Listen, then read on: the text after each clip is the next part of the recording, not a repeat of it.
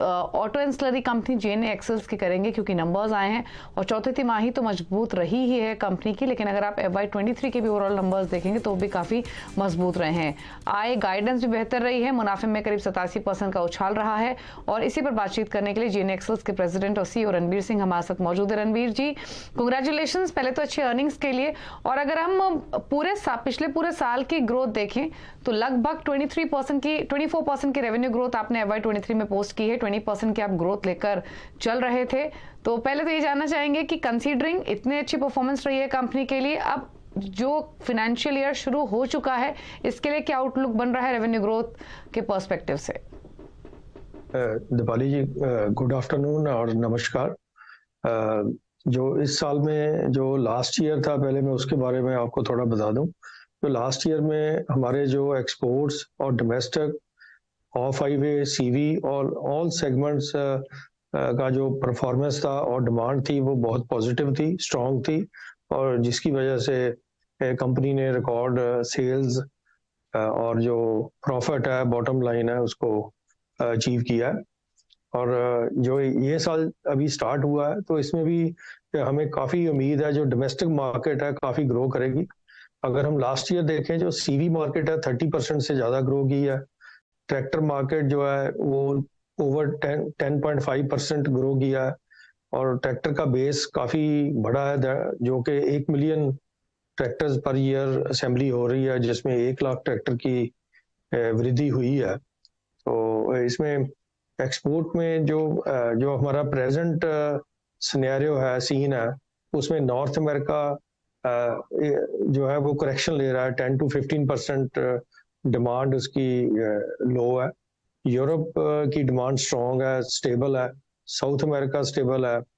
और इसमें जो डोमेस्टिक मार्केट इम्प्रूव हो रही है, उसकी वजह से ओवरऑल जो हमारा सेल्स है वो मेंटेन रहेगा फर्स्ट क्वार्टर का। ओके, तो ये इनफैक्ट इंपॉर्टेंट बात यहाँ पर बताई रणवीर जी ने कि एक्सपोर्ट मार्केट में नॉर्थ अमेरिका में सेल्स कम है, साउथ अमेरिका हो या फिर यूरोपियन मार्केट्स हो, वहां थोड़ी ग्रोथ स्टेबल फिलहाल दिखाई दे रही है। और क्योंकि रणवीर जी एक्सपोर्ट आपके ओवरऑल रेवेन्यूज में कंट्रीब्यूशन काफी रखते हैं, 60% के आसपास, तो क्विकली एक चीज और, डोमेस्टिक मार्केट ने आपकी ग्रोथ का बैलेंस बनाए रखा है ओवरऑल ग्रोथ का, लेकिन एक्सपोर्ट मार्केट की एग्जिस्टिंग सिचुएशन तो आपने बताई, लेकिन आगे का आउटलुक क्या दिखाई दे रहा है? ये हेडविंड्स अभी भी बने रहेंगे जो फिलहाल ग्लोबली इमर्ज हुए हैं?